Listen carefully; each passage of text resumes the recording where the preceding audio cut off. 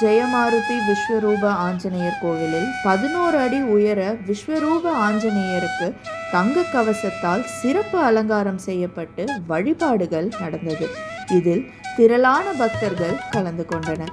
கும்பகோணம் நீலத்தநல்லூர் சாலை காமராஜ் நகர் பகுதியில் விஸ்வரூப ஜெயமாருதி ஆஞ்சநேயர் கோவில் உள்ளது.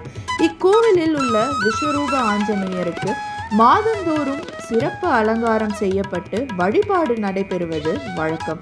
அந்த வகையில் இன்று மூலவரான 11 அடி உயர விஸ்வரூப ஆஞ்சநேயருக்கு தங்க கவசத்தால் சிறப்பு அலங்காரம் செய்யப்பட்டது. உலக நன்மைக்காக பக்தர்கள் கூட்டு பிரார்த்தனையும் செய்தனர். தொடர்ந்து உற்சவரான ராமர், லட்சுமணர், சீதை, அனுமனுக்கு கவசம் அணிவிக்கப்பட்டு சஹஸ்ரநாம அர்ச்சனை செய்யப்பட்டது.